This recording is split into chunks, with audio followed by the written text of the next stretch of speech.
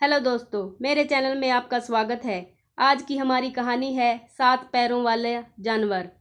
कहानी शुरू करने से पहले अगर आपने अभी तक मेरा चैनल सब्सक्राइब नहीं किया है तो मेरे चैनल को सब्सक्राइब कर लीजिए, साथ में बेल आइकन को प्रेस कर लीजिए। चलिए कहानी शुरू करते हैं। जब राजा ने पक्का कर लिया कि उसका दुश्मन मर गया है तो उसने अपनी तलवार निकाली और उसका सिर काट लिया। उसको उसने अपने एक तीर की नोक पर रखा और वापस महल की तरफ चल दिया। वहां जाकर उसने उसको अपने महल के 12,000 कमरों में से एक कमरे में रख दिया। उसने उस कमरे का ताला लगाया और उस कमरे की चाबी अपनी माँ को देकर उससे कहा कि वह उस कमरे का दरवाज़ा किसी भी हालत में न खोले।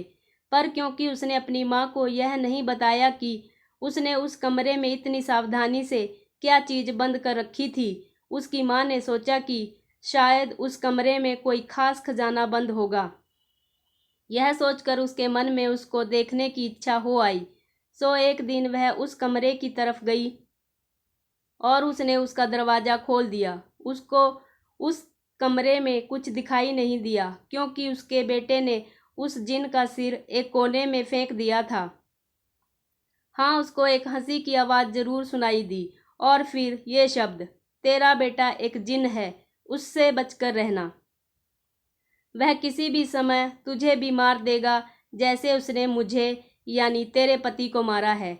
अगर तू जिंदा रहना चाहती है तो तू उसको महल से बाहर निकाल दे। राजा की माँ ने पूछा, अरे यह आवाज़ कहाँ से आ रही है और यह तुम क्या कह रहे हो? वही आवाज़ फिर बोली, तू झूठ मूठ बीमार बनने का बहाना कर और अपने ठीक होने के लिए उससे मादा चीते का दूध मंगवा। उससे कह कि वह यह काम करने के लिए खुद वहां जाए और उसको लेकर आए। अगली सुबह भारी और दुखी दिल से राजा एक जंगल की तरफ जाता देखा गया, जहां चीते और दूसरे जंगली जानवर घूमते हुए देखे जाते थे। जल्दी ही उसको एक मादा चीता दिखाई दे गई जो अपने 2 बच्चों के साथ धूप में बैठी हुई थी। उसको वहां देखकर वह एक पेड़ पर चढ़ गया और वहीं से उसके एक थन में तीर मारा। इत्तेफाक से उसके उस थन में कई दिनों से बहुत दर्द हो रहा था क्योंकि उसके पास ही उसके एक फोड़ा हो रहा था। राजा का तीर उस फोड़े में जा लगा जिससे वह फोड़ा फूट गया और मादा चीते को बहुत आराम मिला। मादा चीता इस आराम के लिए उसकी बहुत कृतज्ञ हुई। उसने ऊपर की तरफ देखा और उससे नीचे उतरने की प्रार्थना की। उसने उससे पूछा कि इसके बदले में उसको क्या चाहिए। राजा ने उससे कहा कि उसको कुछ नहीं चाहिए सिवाय उसके थोड़े से दूध के, जो उसे उसकी बीमार माँ के लिए चाहिए था। मादा चीते ने तुरंत ही दूध दे दिया। फिर उसने उसको अपने कुछ बाल दिए और उससे कहा, जब भी कभी तुम किसी मुश्किल में हो तो इन बालों को सूरज को दिखा देना, मैं तुम्हारी सहायता के लिए तुरंत ही आ जाऊंगी। राजा ने उसका वह दूध और उसके बाल लिए और घर आ गया। जब रानी माँ ने उसको मादा चीते का दूध लाता देखा तो उसे लगा कि शायद वह वाकई कोई जिन था। उसने अपने दिल में उसको मारने का पक्का इरादा कर लिया। वह फिर उस कमरे में गई जिसमें वह सिर रखा हुआ था और उससे अपना पूरा हाल बताया। तो उस बोलने वाले ने उससे कहा, इस बात से यह पता चलता है कि वह वाकई में एक जिन है। एक जिन के अलावा कोई और किसी मादा चीते का दूध ला ही नहीं सकता। तू जल्दी से जल्दी उसे मारने का इंतजाम कर। रानी माँ बोली, पर मैं उससे कैसे छुटकारा पाऊँ? आवाज़ फिर बोली, इस बार जब वह तुझसे दोबारा मिलने आए और तेरा हाल पूछे तो तू इससे कहना कि तू अभी भी बहुत कमज़ोर और बीमार महसूस कर रही है।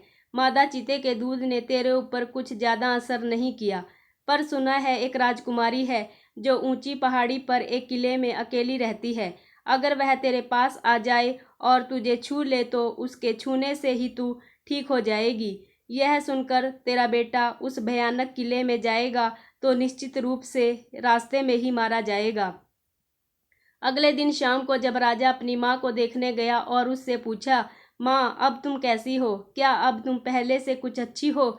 रानी माँ रोती हुई सी बोली, कहाँ बेटा, इस मादा चीते के दूध ने तो मुझे बिल्कुल भी फायदा नहीं किया। पर कल मैंने एक सपना देखा कि एक राजकुमारी जो फलां फलां ऊंची पहाड़ी पर एक किले में अकेली रहती है, अगर वह मेरे पास आ जाए और मुझे छू ले तो उसके छूने से ही मैं बिल्कुल ठीक हो जाऊंगी। जब तक वह यहाँ नहीं आती और मुझसे नहीं छू लेती मैं ठीक नहीं हो सकती। राजा बोला, माँ थोड़ा धीरज रखो, मैं उस राजकुमारी को तुम्हारे पास लेकर जरूर आऊँगा। अगर नहीं ला सका तो राज्य छोड़ दूंगा। सो अगली सुबह राजा ने अपना सबसे तेज भागने वाला घोड़ा उठाया और उस पर बैठकर अपनी उस खतरनाक यात्रा पर चल दिया। वह मादा चीते के दिए हुए जादू के बालों को साथ ले जाना नहीं भूला था। जैसे ही सूरज निकला उसने वे बाल सूरज को दिखाए। तुरंत ही मादा चीता और उसके दोनों बच्चे वहां आ गए। मादा चीता ने पूछा, क्या बात है? राजा बोला, फलां फलां जगह एक राजकुमारी अकेली रहती है और तुम्हें उसको लाना है। यह तुम नहीं कर सकते। कई लोगों ने उसको वहां से लाने की कोशिश की है क्योंकि राजकुमारी बहुत सुंदर है, पर कोई भी अब तक उसके पास भी नहीं पहुंच सका है। राजा बोला, मैं कोशिश करूंगा, चाहे इस कोशिश में मेरी जान ही क्यों न चली जाए। यह कहते हुए राजा वहां से चल दिया। मादा चीता अपना भला करने वाले को इस तरह अपने को छोड़कर जाते हुए नहीं देख सकती थी। सो वह अपने दोनों बच्चों के साथ उसके पीछे पीछे दौड़ी और उसने उसे अपने ऊपर चढ़ जाने को कहा। राजा उसके ऊपर बैठ गया और वे सब कुछ ही देर में उस किले के पास पहुंच गए। वहां पहुंचकर मादा चीता राजा से बोली, देखो यहाँ पर इस किले के 3 दरवाजे हैं। राजकुमारी के पास पहुंचने से पहले उन तीनों दरवाजों से होकर गुजरना जरूरी है। पहले दरवाजे के पास एक बहुत बड़ा लोहे का टुकड़ा रखा है जिसको एक लकड़ी की कुल्हाड़ी से तोड़ना जरूरी है, नहीं तो दरवाजा नहीं खुलेगा। दूसरे दरवाजे के पास एक नकली गाय खड़ी है जिसके चारों तरफ असली जिन खड़े हैं। अगर कोई भी आदमी उस गाय को धो सकता है तो वह उस दरवाजे में से होकर जा सकता है। अगर नहीं धो पाता तो वे जिन लोग उसको मार देते हैं। तीसरे दरवाजे के पास राजकुमारी खुद बैठती है। अगर वह तुमसे खुश है तो तुम्हारा स्वागत करेगी और अगर खुश नहीं है तो वह तुमको मार खा डालेगी।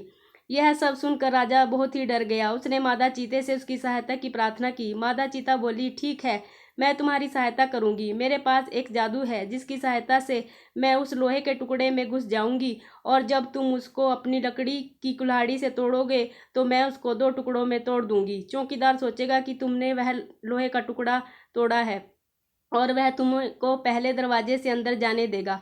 तभी मादा चीता के दोनों बच्चों में से एक बच्चा बोला, और मैं उस गाय की मूर्ति में घुस जाऊंगा और उसको दूध देने पर मजबूर कर दूंगा और उसके पास खड़े जिन्नों को जब तुम दूध दो रहे होंगे तो उनको तुमसे दूर रखने में सहायता करूंगा। इस तरह से दूसरे दरवाजे से होकर निकल जाओगे। इसके बाद मादा चीते के दूसरे बच्चे ने कहा, और मैं राजकुमारी की आंखों में अपना जादू डाल दूंगा जिससे जब वह तुम्हारी तरफ देखेगी तो तुम उसको सूरज की तरह चमकीला पाएगी।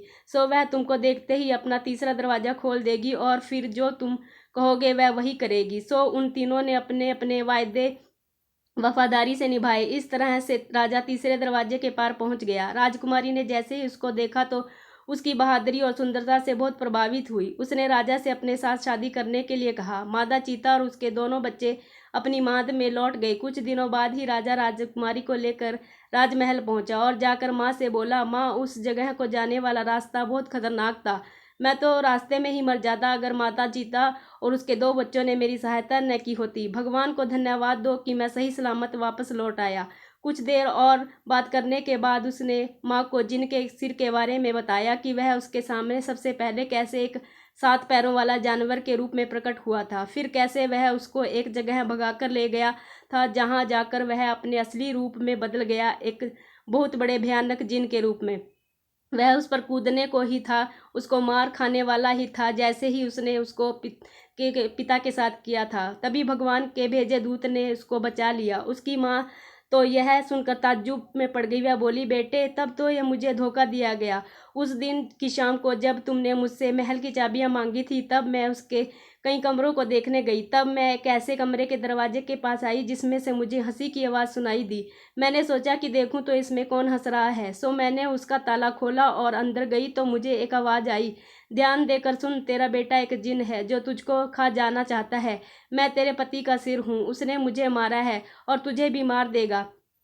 मेरे बेटे, मैंने उसकी बातों पर विश्वास कर लिया और उसी की सलाह पर मैंने इस आशा से तुम्हें मादा चीते को दूध लाने भेजा कि वह तुझे मार देगी। पर जब तू मादा चीते से बचकर आ गया तो फिर मैंने उसी सिर की सलाह पर राजकुमारी को लाने भेजा। मैं जानती थी कि वहाँ का रास्ता खतरों से भरा है, फिर भी पर भगवान तेरे साथ था। उसी ने तुम्हारी सहायता की, अपना देवदूत भेजा और तुझे रास्ता दिखाया।